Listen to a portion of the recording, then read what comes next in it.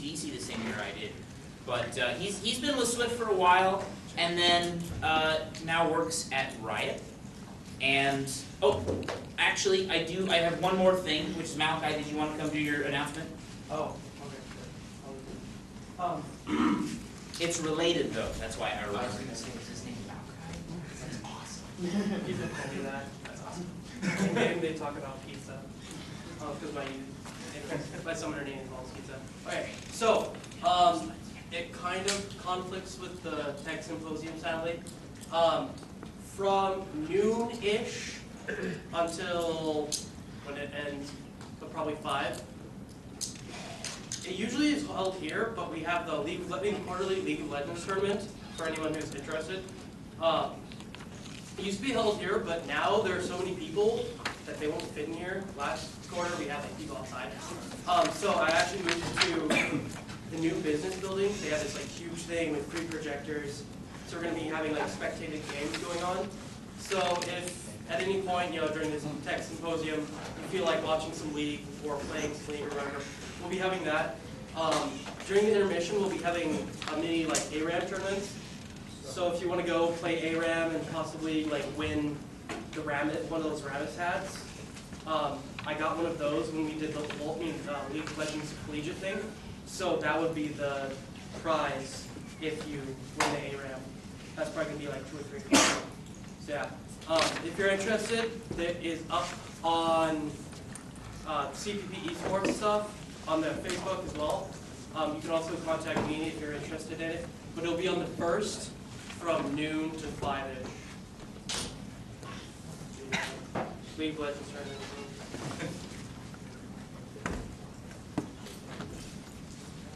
So, basically, Gradius works for Riot, and I'll let him talk about what he does and how that relates to what he did here.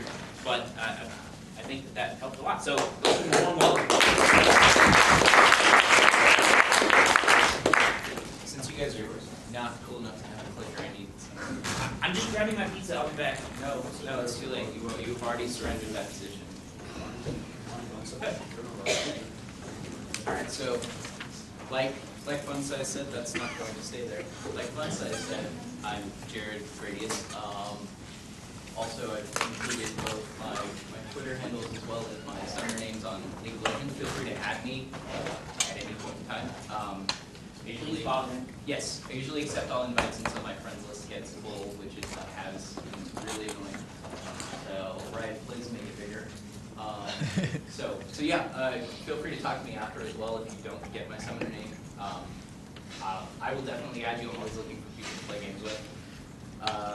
Just as an aside, I'm Silver 5, so please don't expect much from me in terms of gameplay. Okay, go ahead. So first of all, who is Riot? Riot Games is a video game publisher. Their main game right now is League of Legends, but I mean, Riot Games, they're probably producing other games as well, even ones that I don't know about. And they are also a large contributor to open source, including both the Chef project and Open Compute. Chef project is a large project that enables like automatic deployment and automatic management. And some of our developers have pushed like huge changes back into the open source repository. Like literally, they have made us one of the companies that sits on their board that decides like large changes and stuff that happens, as well as we've adopted the Open Compute hardware lineup, which is essentially an open source hardware setup where you pretty much build your own servers based on what your needs are. I believe Facebook and Amazon are also using these.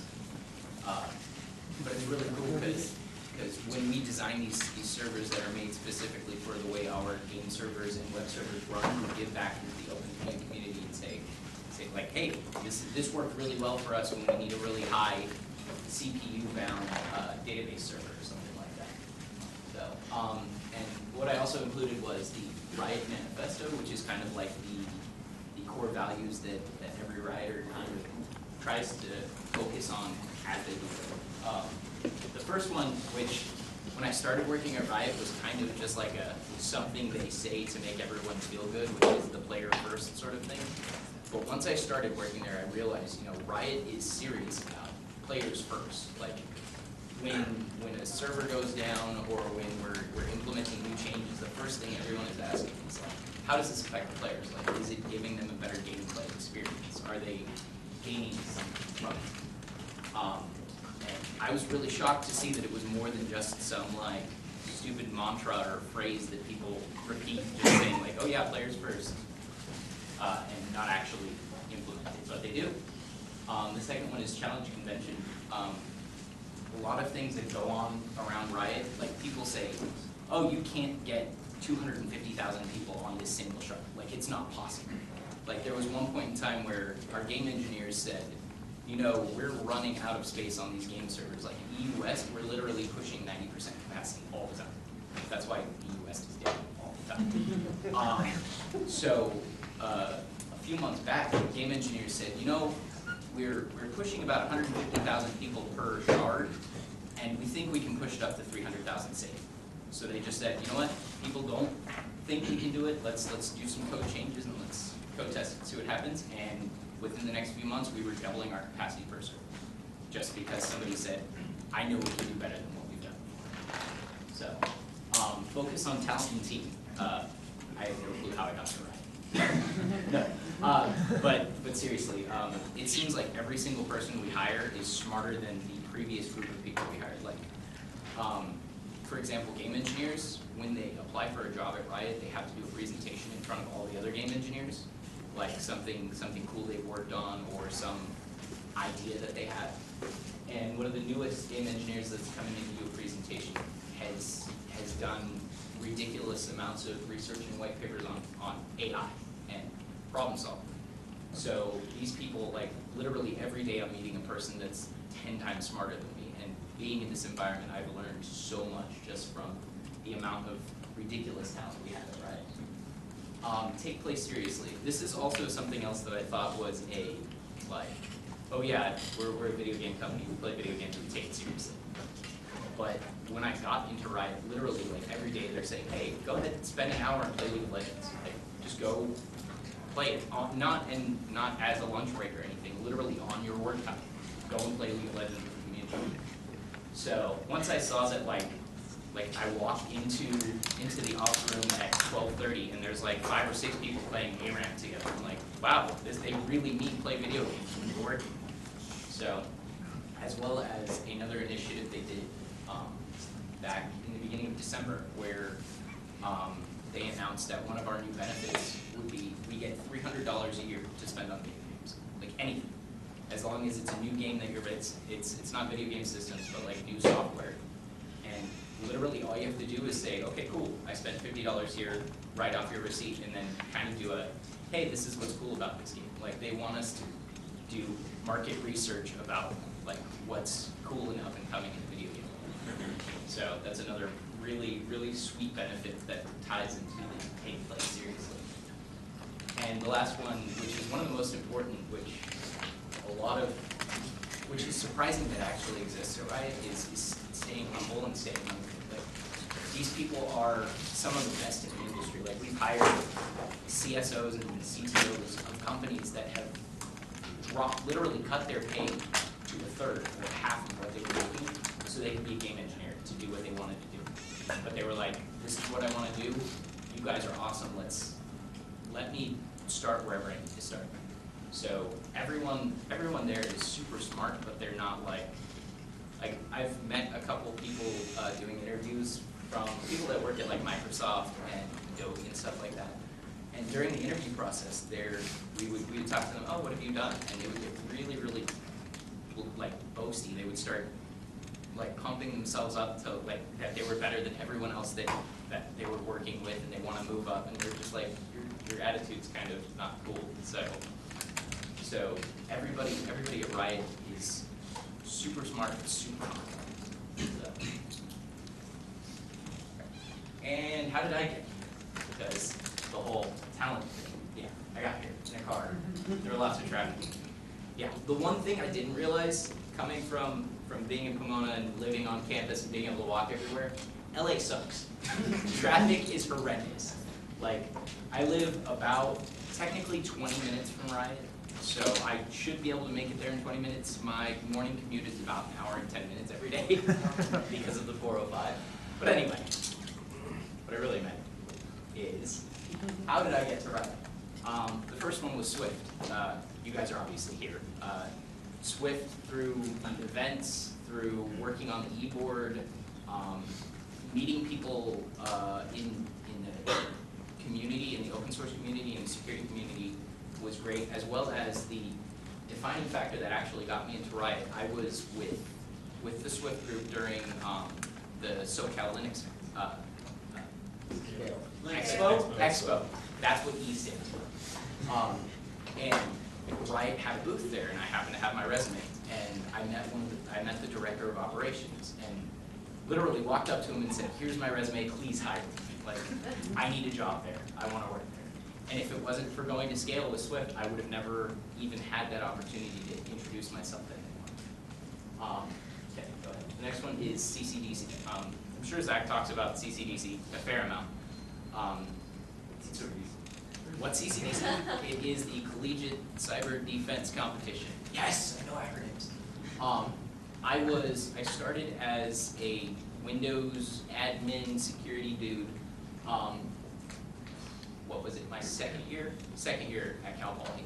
And then each year after that, I came back as part of the Windows team.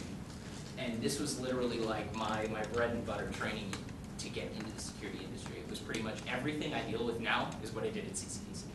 Like, oh, your Windows server's busted. Okay, well, let's do everything I ever did during CCDC to see how this person got in and what they did. Like, it's the most applicable thing I took away from Cal. School and everything else aside, like classes and programming and all of that, was nothing compared to what I learned at CCDC. So that was, but if you have the opportunity to do it and you're interested in doing any sort of information security related position, please do so, because it is the best thing you will ever do at Cal Poly. And video games. Obviously, you want to work at a video game company, you play video games, and you're like, hey, I'm going to go design video games. Like, that's why I started at Cal Poly as a computer science major. I was like, oh yeah, I'm going to program video games and make tons of money and do what I love to do. And I realized I didn't want to program video games because it's not as glamorous as it's made up to be until you're like until you worked your way there. Like, you start out as a tester playing a single level for 80 hours a week and hating your life.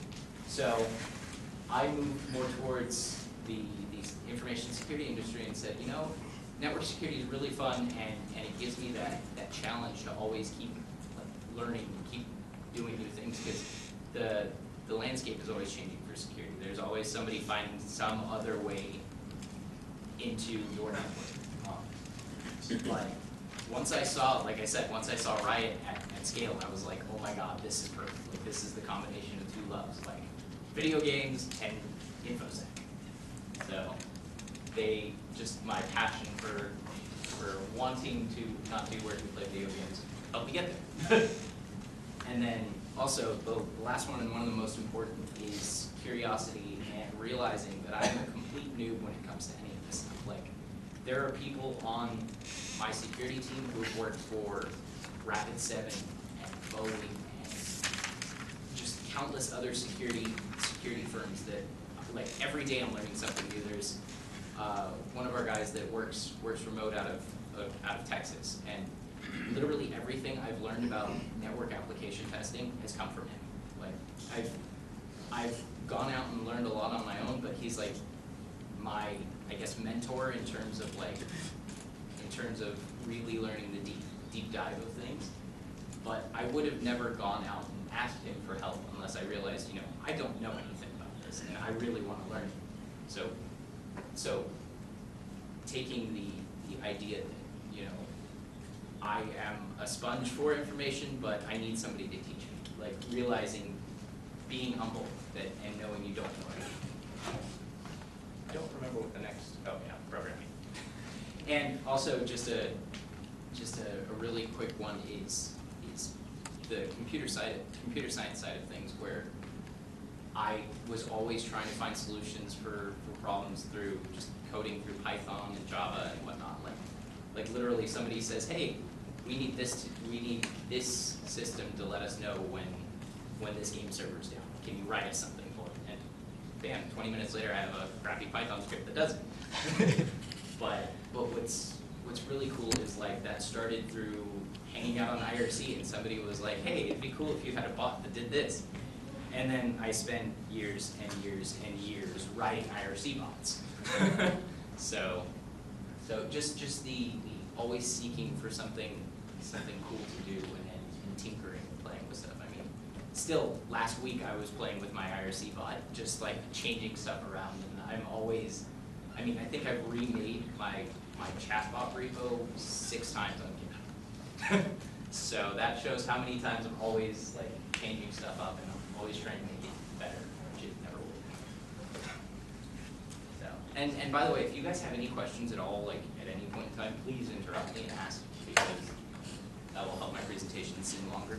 So, all right, so what do, like, let's get into details. What do I do at Riot?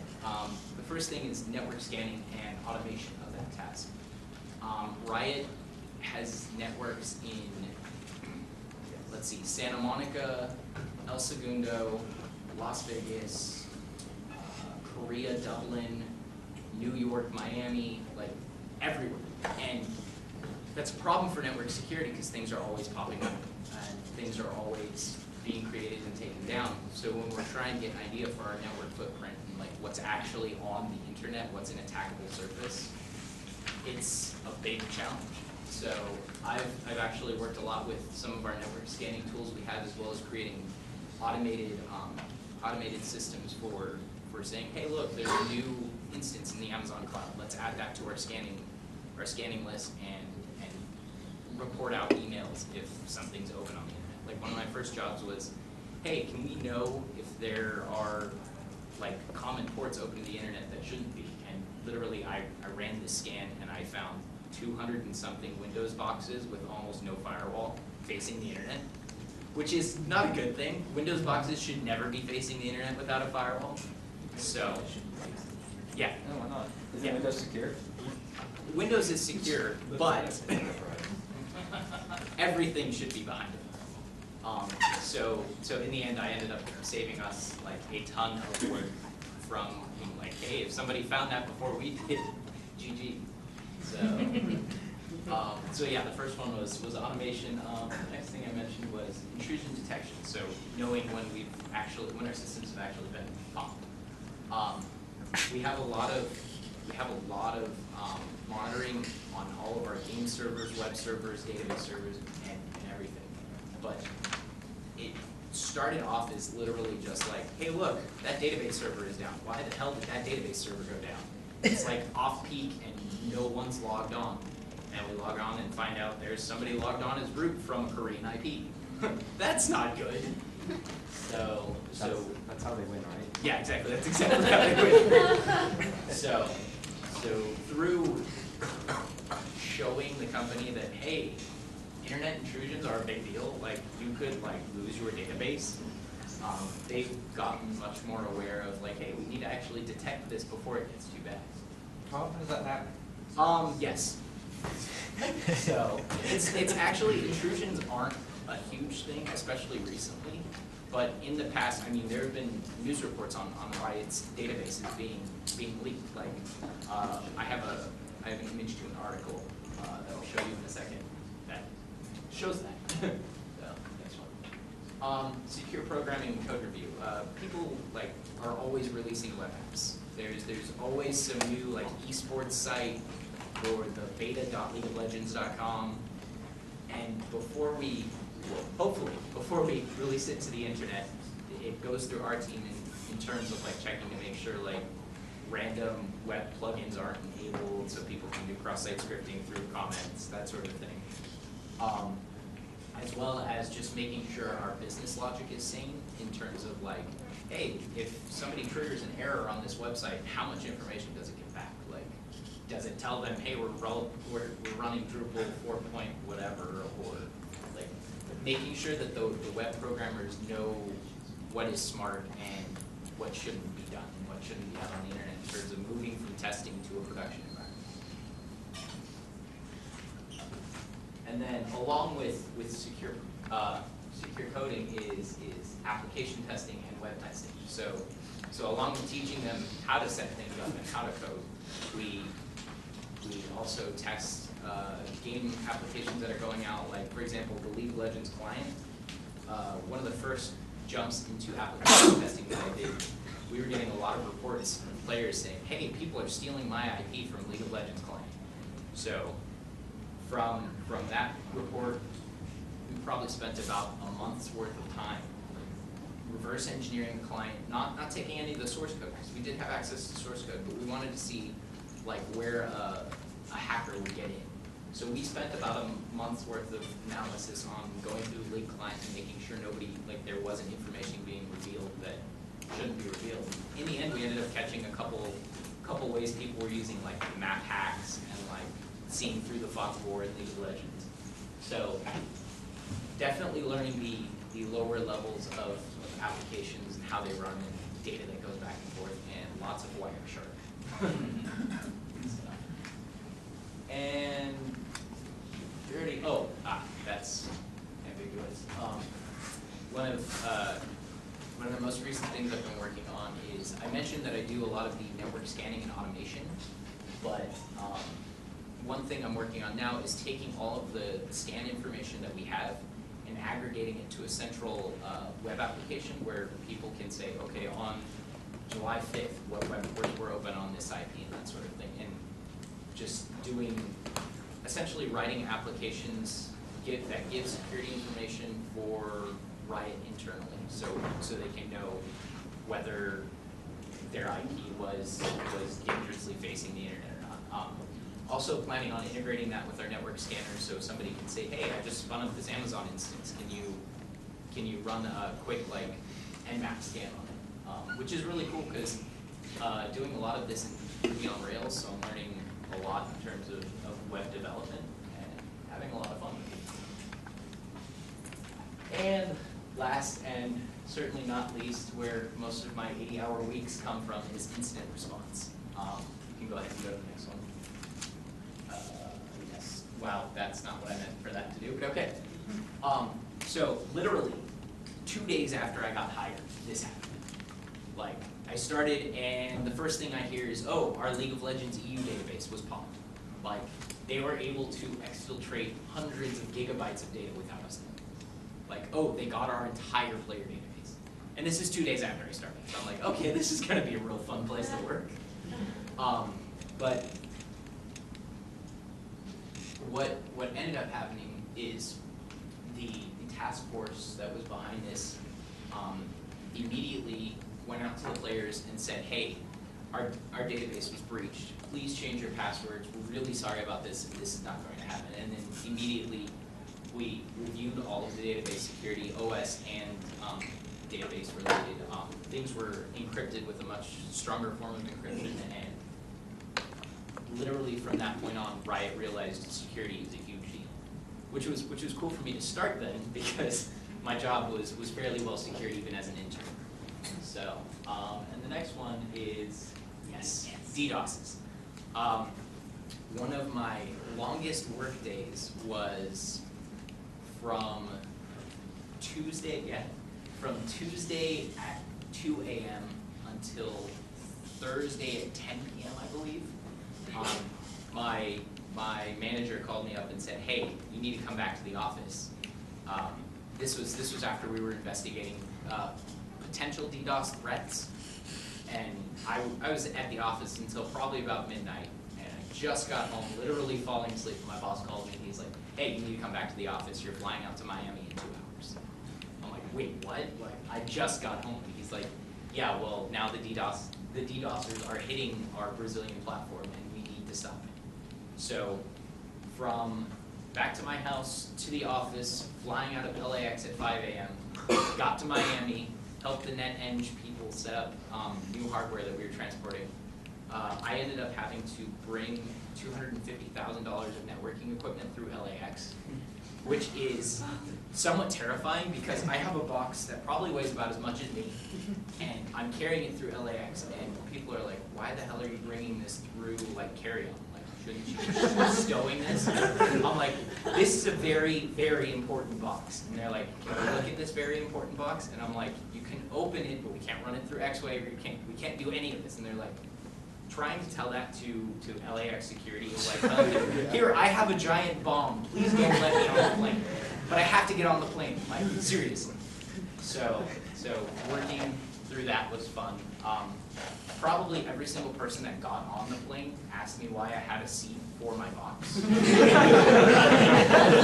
wanted to know why I would pay thousands of dollars to sit next to a box, and I said, this is a very important box. I love this box. And that usually got them to keep walking.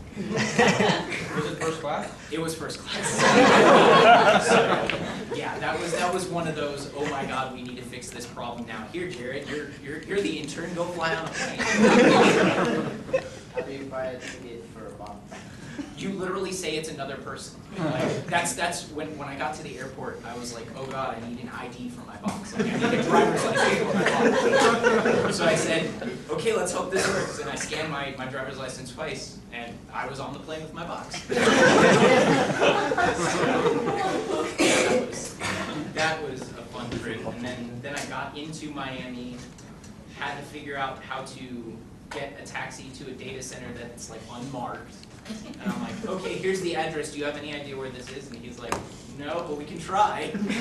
So, made my way to the data center, hung out there with the only other network engineer that was there at the time. Pretty much sat around and said, here, let's hook up this equipment and see if it stops. And the Brazilian platform went back up, everybody was happy, and then suddenly everything went down again. We're like, oh god, what happened? And then we realized we misconfigured this important box.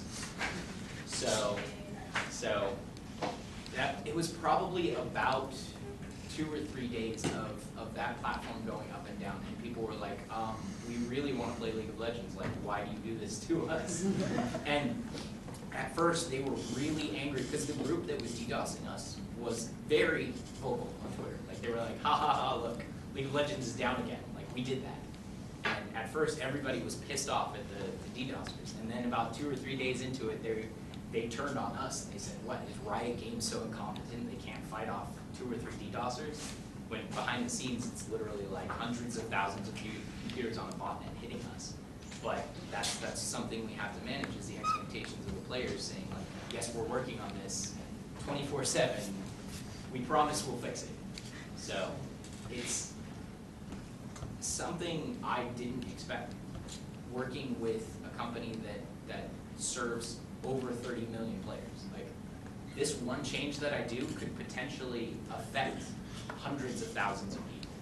And it's a big thing, especially when you're doing incident response, because if you say, okay, we need to take down this game server, it's been owned, and you take down a game server during peak time, like, hundreds of thousands of people will be kicked off the platform. And you're losing millions of hours of gameplay through those people that you kicked off. So there's a lot of cause and effect and thought that has to go through something before you make any rash decisions. Like, the contrast to that, where my knowledge didn't transfer, was CCDC. When we were being attacked in CCDC, we took things down, we re-imaged servers, we disconnected the network. Like, it doesn't work that way when you're serving hundreds of thousands of people. You make people very angry when you do things like that. And especially when you have a public forum where people can be angry publicly, yeah, that can be a problem. Take that down too. Yeah, sometimes that happens. So, okay, what is cool about Riot? I actually don't like my slides, so we're not gonna, no, we're not gonna use it. I don't know how to computer. Firefox, I hate you. Okay, cool. Sorry, there's actually a career site that has like all the benefits of working at Riot.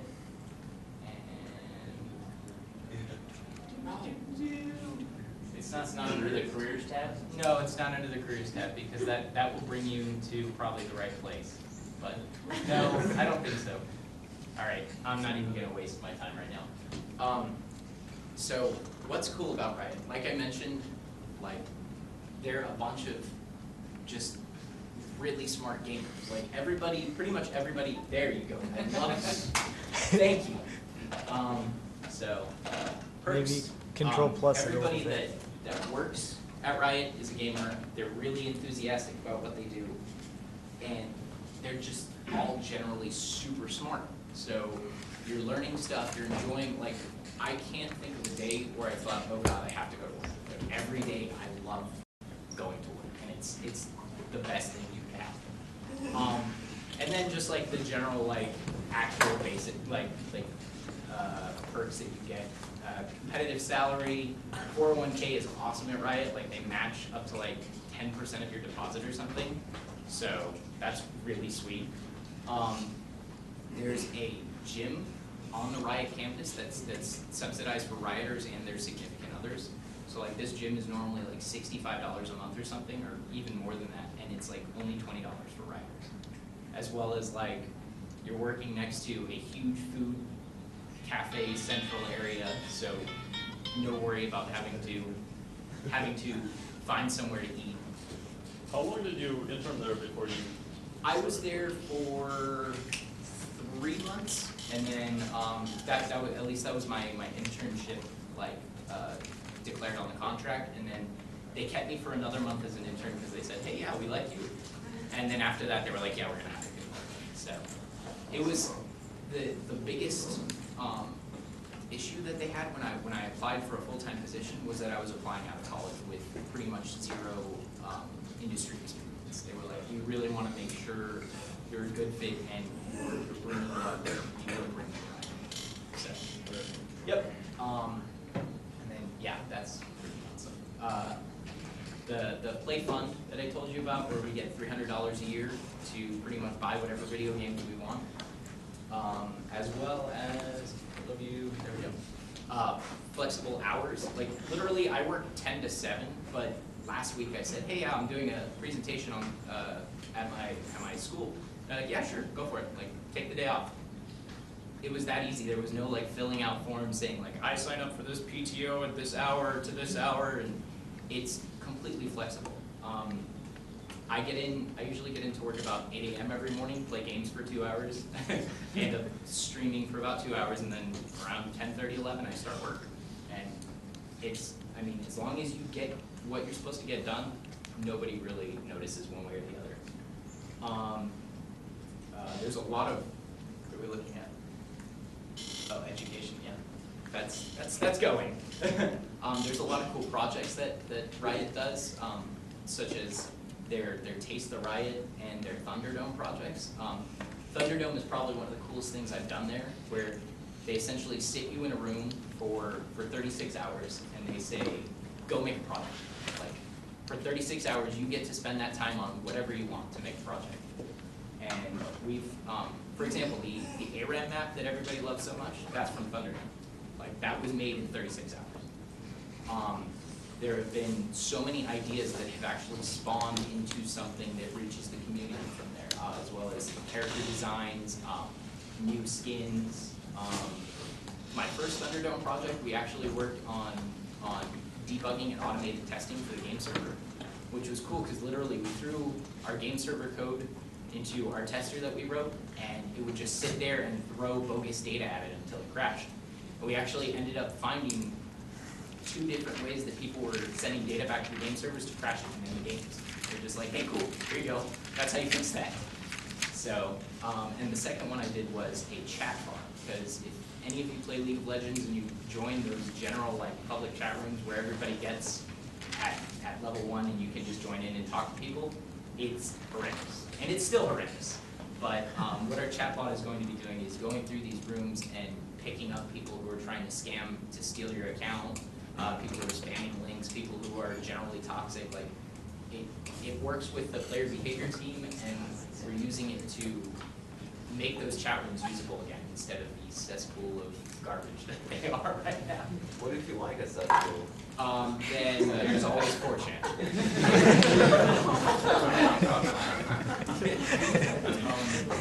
Facebook. Yeah, there's Facebook too. But that's more like Family Central cesspool, which is so fun. Like I said, also playing League of Legends every day, playing company playtests. Like before characters and new maps are announced to the general public, as a company we get to play them. So like the new ARAM map, Howling Abyss, we've been playing for about 3 or 4 months, just saying like, this is cool, this is cool. But what's also really cool is the designers will sometimes only select certain people to test stuff. Like if any of you are familiar with some of the Easter eggs on the Howling Abyss map, like the Poros, the little fluffy things that hop around, like that whole Easter egg where you feed them and they grow bigger was completely unknown to everybody. Like it was one of those things that they snuck in, and then that rioters are like, whoa, this is a really cool feature. So there's the ability to try stuff before other players get to play it, but at the same time be surprised by simple things that make League of Legends very cool. Yes, the one thing on the bottom is the air-on chairs. Like I read this when I was applying for Riot, and I was like, what the hell, like chairs, like those are cool. And then I got to Riot, and I'm like, oh my god, this is the most comfortable office chair I've ever had in my entire life. And my friend went to go, he visited me last week at the office, and he sat in this chair, and he's like, I want one of these for gaming. And then he called me up 2 days later, he's like, I hate you. I'm like, why? He's like, these chairs are $1,400. I'm like, I'm sorry. So what's funny is during like the .com boom, so many companies bought these chairs because web was making a ridiculous amount of money. And then when the bubble burst, like the company was just like, we're getting rid of these chairs. Like hundreds of companies just dumped these chairs, and then other people picked them up. So let's see, what other cool things are there? Oh yeah, vending machines are all subsidized. Like all sodas in there are 25 cents. We have the glass bottle Mexican Cokes now. After I bumped facilities for about 2 months, I was like, we need this, guys, we need this, and now we have them in the vending machines for 50 cents. We have snacks, those automatic coffee making machines, tea, pretty much everything you need for Riot to keep you there without you realizing, hey, I'm at work for 2 extra hours. So it's a really great place to work because you have all these amenities, you have all these really cool people, and you're doing something that a lot of people enjoy, and that's producing League of Legends. So I don't think my presentation had anything. No, I'm sure my presentation didn't have anything else. So is there any other questions? Anything, I mean, literally anything you want to ask about League of Legends. I am under NDA, so I can only say so much. So, how did you get past this stigma of not having any experience? It was a challenge because during my interview process, like, I was talking to these people and I realized they really liked me, but when they said, hey, what have you done in the past? Like, I said, oh yeah, I worked on campus IT and did this.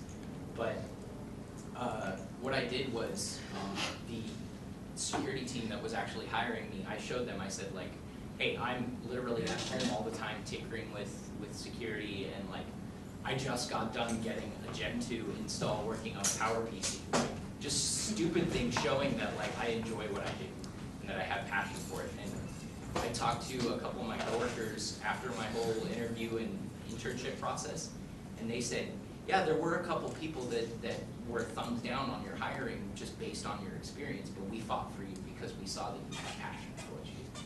So just really showing like going the extra mile beyond just going to class and going to a club every week, like showing like, hey, I was involved with this club, I did this competition, I have a public GitHub with this code on it. Even like literally my GitHub has my chatbot and some other stupid projects on it, but the fact that I had a GitHub and the fact that I was doing those projects was enough to show that I liked what I did. Guys, we're actually out of time, so.